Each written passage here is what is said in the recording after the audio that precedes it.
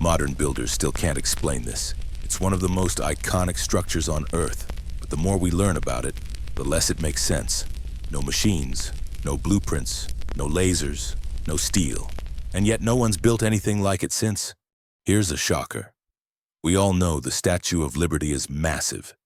She stands 305 feet tall, built in 1886, with steel, cranes, and modern machinery.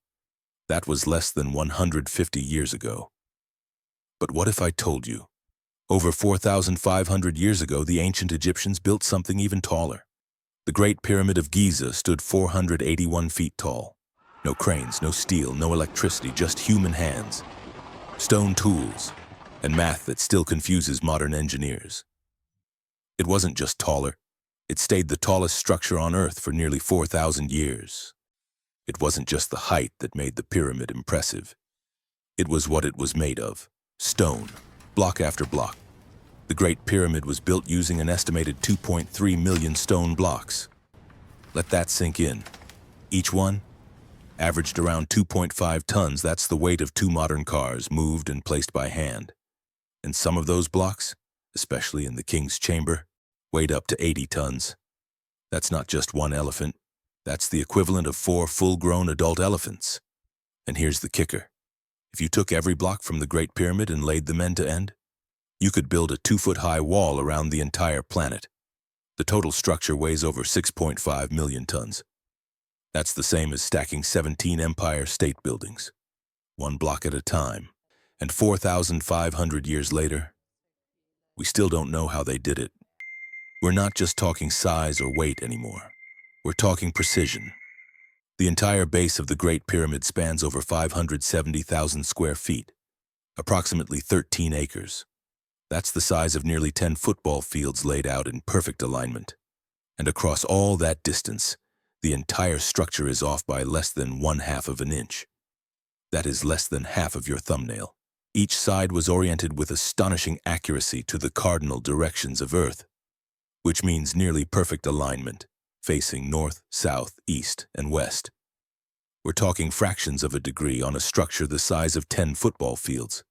And the joints between some of the blocks, so precise, you can't even slide a razor blade between them. No mortar, no filler, just raw hand-cut stone, locked together tighter than modern machines can manage. That level of accuracy, without electricity, without lasers, without even a compass, we couldn't replicate it today. Today we'd struggle to build a parking garage that straight. Even with everything we've got, that kind of precision still puts our modern tools to shame. Most people picture the pyramids as rough, weathered stone, but that's only because of what we see now. Time, earthquakes, erosion. That stripped away something incredible. Originally, the Great Pyramid had a highly polished outer shell made of white limestone that was cut perfectly. This smooth white stone gave the pyramid a mirror-like finish. It was said to reflect the sun so brightly you could see it from miles away. Historians believe it would have gleamed like a giant beacon in the desert, possibly guiding travelers or symbolizing a divine connection to the sun. The best preserved casing stones are found on the northern base, and they still show that smooth, angled polish after more than 4,000 years. What we see today is just the skeleton of what once shimmered like a jewel in the sand. We've covered the outside, but what's inside the pyramid might be even more mysterious. Hidden shafts, narrow tunnels, sealed doors. The deeper you go, the stranger it gets. There's a chamber above the King's Chamber called the Grand Gallery, and its purpose?